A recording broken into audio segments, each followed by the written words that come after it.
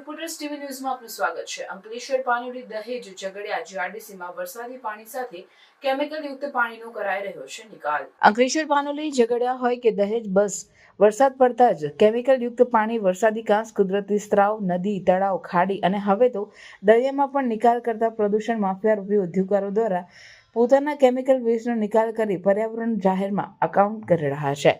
અંકલેશ્વરમાં છેલ્લા એક સપ્તાહથી સતત રોજબરોજ ક્યાંક કાળું ક્યાંક લીલું તો ક્યાંક ભૂરું તો ક્યાંક પીળું પાણી નીકળતું અને વરસાદી કાંસમાં વહેતું જોવા મળી રહ્યું છે। ક્યાંક લીલા અને ભૂરા રંગનો સંગમ તો ક્યાંક પીળા અને કાળા કલરનું સંગમ થતું નજરે પડી રહ્યું છે। પ્લોટ 2512 અને 2513માં આવેલી કંપનીમાંથી પ્રદૂષિત પાણી નીકળતું હોવાની ફરિયાદ મળતા જીપીસીબીએ આ પ્લોટમાં તપાસ કરી સેમ્પલ લીધા હતા। રોજબરોજ પ્રદૂષિત કેમિકલ યુક્ત પાણીના વહેતા ધોધ અને પાણીથી અમરાવતી છાપરા અને અમલાખાડી પ્રદૂષિત થઈ રહી છે, જેના પાણી સીધા નર્મદા નદીમાં પણ વિલીન થતા હોય છે। ત્યારે ઉદ્યોગોનું જળ પ્રદૂષણ પવિત્ર નર્મદા નદીને પણ દૂષિત કરી રહ્યું છે। ચોમાસા દરમિયાન નર્મદા નદી હિલસા માછલીની માછીમારીનો વ્યવસાય શરૂ થાય છે।